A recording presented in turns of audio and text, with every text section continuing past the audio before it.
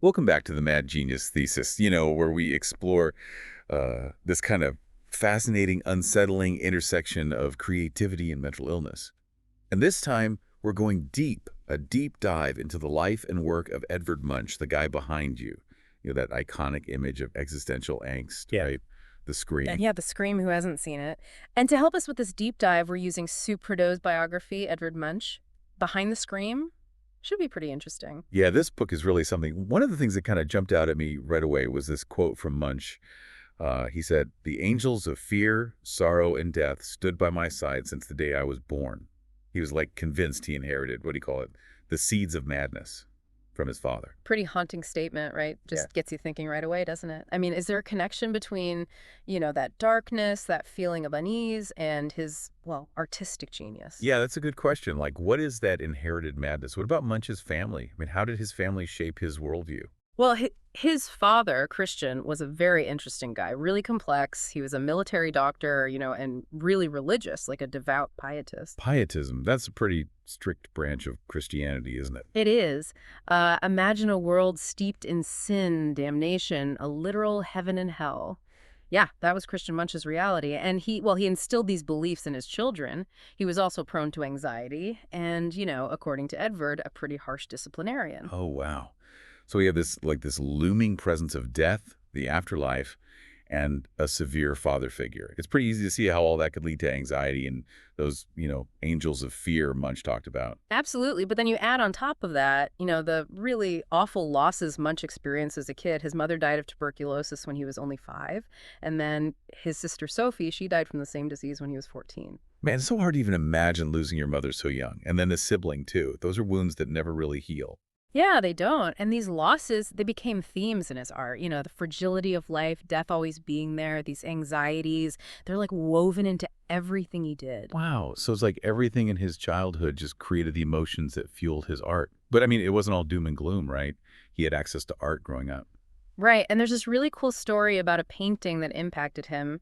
It was by Hans Good, and it was called Bridal Procession on the Hardangerfjord, a masterpiece of Norwegian romantic landscape painting. And it just lit a fire in Munch, He realized art could be more than just depicting, like, the outside world. It could be about inner emotions, anxiety, even premonitions. So it was like less about skill and more about using art to communicate something deeper, something more personal. Yeah, exactly. And it's really cool to see how this idea takes hold as Munch grows as an artist. He goes to the technical school, actually excels in math and physics, even thinks about becoming an engineer, but art just keeps pulling him back. He sensed a connection between science and this search for patterns in the world and human emotion. So he's seeing connections, like between science and art. Yeah, pretty ahead of his time. Totally. And this curiosity leads him to the Christiania Bohème, a group of artists and thinkers that were, really pushing against what society thought was normal. Free expression, challenging morality, championing individuality. It was a great place for Munch. Oh, the bohemian life. Sounds exciting and maybe a little dangerous. It was both. Munch was surrounded by like-minded people who, pushed him to think outside the box. But let's not forget those anxieties, that mental illness that might have been passed down to him. It's still there. So it's like he's walking this tightrope between being super creative and potentially having a breakdown. Perfect way to put it. And this tension, it becomes even more obvious when you look at one of his first big paintings, The Sick Child. I've always been struck by that painting, just the raw emotion in it, like a sense of grief and vulnerability, really powerful. Right. And the story behind it is so fascinating. It's all tied to this practice called the writing cure, something this guy Hans Jaeger, a big figure in the Christiania Bohème, came up with. Writing cure? What is that? Basically confronting painful memories and writing them down as, like, a way to deal with them. For Munch, it meant reliving his sister Sophie's death and all the emotions that came with it. So almost like, I don't know, like early psychoanalysis, bringing up those old traumas and their impact. Exactly. The Sick Child becomes like a visual representation of all these intense emotions. It wasn't a traditional style. It was raw and honest, and people hated it. But for Munch, it was huge. He discovered a way to turn his pain into art, even if it meant going against the rules and facing, public disapproval. Wow, it's like he's saying, this is who I am, this is my truth, even if it makes people uncomfortable. But this early exploration of trauma, it also marks the beginning of his struggles with mental illness. It does, and it's something we'll keep talking about as we, go deeper into his life and work. It's really amazing, how Munch explore all those raw emotions in the sick child. It's like he was foreshadowing his later works, especially those from the Frieze of Life. Yeah, The Sick Child is like a blueprint for his later stuff. You can Yeah. really see it. Like it's setting the stage for how he would go on to deal with love, anxiety, and death. Exactly. And, speaking of love, Munch's personal life was as intense and crazy as his art. Oh, yeah. We can't talk about Munch without getting into his relationships. I mean, his love life was like something straight out of one of his paintings, full of passion, longing, but also this really deep sense of unease. You said it perfectly. Like, his affair with Millie Fallow, married woman, it really had a huge effect on him. Prideaux even suggests that this, along with another love triangle involving some other artists, made Munch apprehensive about women his whole life. Like, he saw them as both alluring and dangerous, a source of both joy and pain. That's so interesting because you can really see that duality in how he portrays women, can't you? Like Madonna, she's really sensual, but also kind of sinister, almost dangerous. Exactly. He just couldn't seem to reconcile love with the idea of heartbreak and this like inner turmoil, this back and forth between being attracted and being afraid.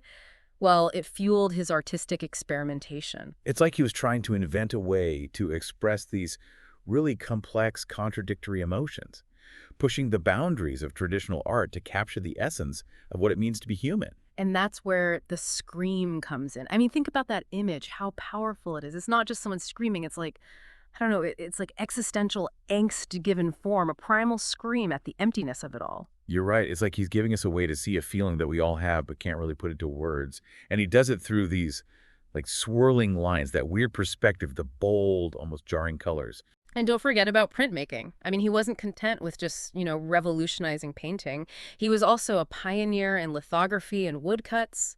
He used these techniques to explore all these dark parts of the human psyche. Those prints are really something.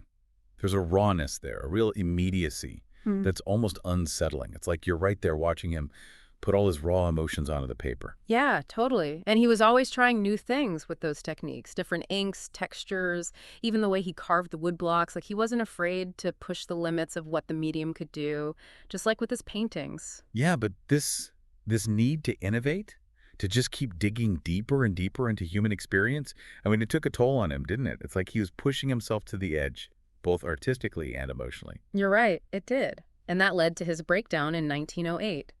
All those years of such intense emotion, the pressure from being famous, that constant struggle with his inner demons, it just all came crashing down. It's hard to think about him going through that, the paranoia and hallucinations. Yeah. Makes you wonder, I mean, was this breakdown the price he had to pay for his genius? It's the question we keep coming back to, isn't it? Are creativity and mental illness connected somehow? If they are, I mean, what does that mean for artists who struggle with their mental health? Yeah, that's a tough question. No easy answers. But, his recovery is fascinating, too. It wasn't just about meds and therapy, but about art.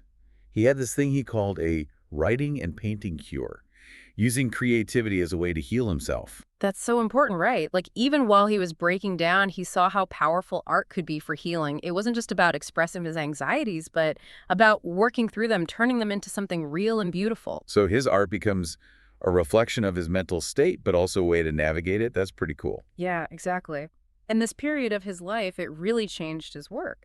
I mean, he still deals with those dark themes, but now there's this focus on nature, on the cycles of life and death. It's like he was retreating to the Norwegian countryside. Oh, yeah, you see that in those later landscapes, right? Still intense and raw, but also peaceful, like he's connected to something bigger. The landscapes become, more than just settings. They're like reflections of what's going on inside him, exploring these ideas about human existence with nature as a backdrop. And his use of color in those landscapes is just mind-blowing. Like he's capturing the essence of light and how it transforms everything. It's almost spiritual, isn't it? Like, he's found peace and a sense of wonder in nature. But even in those quiet landscapes, that darkness we talked about, it's still there. It's always there, isn't it? Yeah. Like a reminder that even when things are beautiful and calm, life is still fragile. And there's this feeling of unease that's just part of being human. And that brings us back to, the heart of what we've been talking about. Is there this connection between confronting the hard parts of life and being really creative? Like, is it possible that his struggles, although they were definitely painful, actually helped him to see things and feel things that most of us try to avoid. And that's what made him such a brilliant artist. It's a great question, and one that we'll keep digging into as we look at the rest of Munch's life and career. It's funny, as we're talking about his later years, I'm really struck by how fascinated he was with science. Like, he was searching for, like, this big theory of everything, not just in art, but in life itself. Oh, totally. Remember how into math and physics he was early on? Well, that never really went away. He was really into Einstein, the theories of relativity.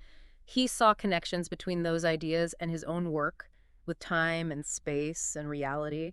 It's like he saw art and science as like two parts of the same thing, trying to understand the universe. That's really cool, always pushing boundaries, not just with his art, but how he thought about things. But let's get back to his art for a minute.